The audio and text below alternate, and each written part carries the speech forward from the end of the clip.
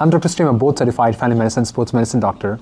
In this video, I'm going to discuss whether one should consider adding strength training to the usual aerobic exercise like walking, biking, jogging, or so forth. Okay, without further ado, let's get started. So when we talk about exercise, we usually focus primarily on aerobic exercise, or also called as the cardiovascular exercise. So if you're someone who's engaging in regular aerobic exercise or cardiovascular exercise, then you might ask, like, what additional benefits that you get from adding strength training to your routine. So now let us understand aerobic exercise, or also called as the cardiovascular exercise, a little bit. The primary objective of the aerobic exercise is to strengthen the heart muscle. So thereby, you start to improve your physical endurance and stamina, so basically improve your fitness. So by engaging in regular aerobic activities, so one can achieve significant amount of cardiovascular benefits and enhance their overall well-being. So in a recent video, I've highlighted the evidence on how exercise improves the cardiovascular fitness and how improved cardiovascular fitness translates to improved longevity. If you have not checked that video out yet, please make sure to check that out. So in order to strengthen the heart through aerobic exercise, it is necessary to engage in activities that actually work the muscles. For instance, let us say when you're cycling, the leg muscles are involved and indirectly providing a good workout for the heart as it supplies fuel to the exercising muscles. So now you can ask me, if the muscles are getting the work through aerobic exercise, then why one should consider strength training then? So I'm going to walk you through 5 scenarios to make a point on why one should consider strength training. Now let us take the example of biking or walking.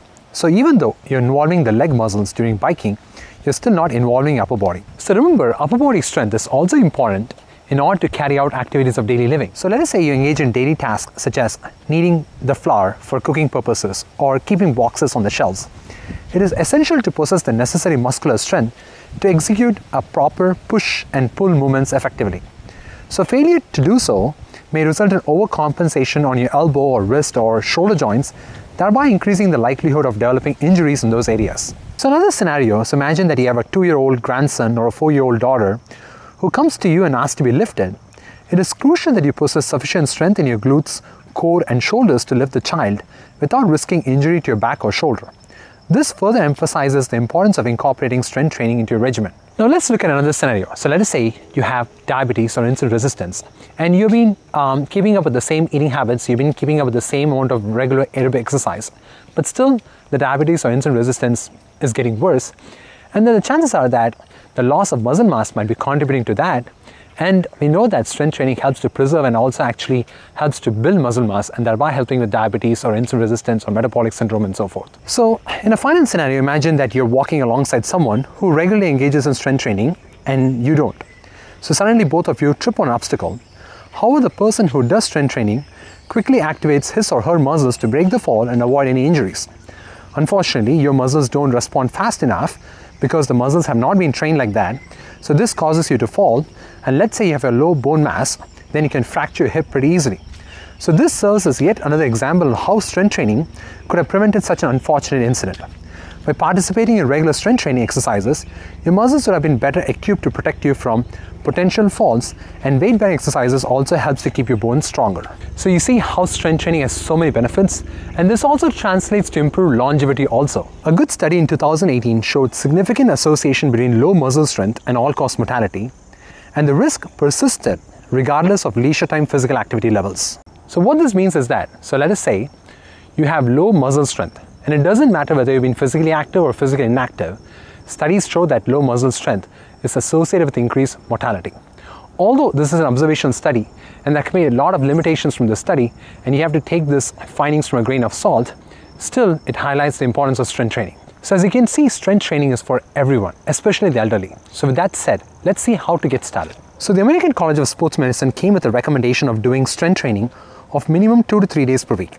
So you want to make sure that you allow adequate time for muscle recovery. So allow 48 hours of rest between working the same muscle groups to promote recovery. So it all depends. So let us say if you want to do 2 days per week, then you can either do Monday and then Thursday, or you can do Tuesday or Friday.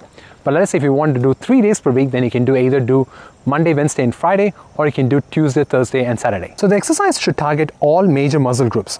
So usually I recommend to pick one push exercise like push-ups or chest press, one pull exercise like rows or pull-ups, one hinge exercise like glute bridges or squats, one core exercise like planks, and that should be it. Each exercise you can perform 2 to 3 sets. For general fitness, aim for 6 to 12 repetitions per set. Or if you're using body weight exercises, then I would recommend doing as many repetitions as possible without going to complete failure. So let me explain what I mean by do not go to complete failure. So let us say you're doing a particular exercise. So basically you're taking that exercise to almost a failure, but still have 2 to 3 repetitions in reserve, or basically able to do another 2 to 3 repetitions if challenged in a safe form. So let me show you. So let us say I'm doing push-ups here, okay? So let us say I'm doing push-ups like, okay, 1, 2, 3, 4, 5. And let us say I'm coming to almost like 30, 31, 32, 33, okay? And let's say now I'm like 34. So that's failure, right? So that's not a complete failure, that's not a complete exhaustion, but if someone challenges me, I can still do another 2 to 3 reps. So let us say if it's a complete failure, it'll be like this.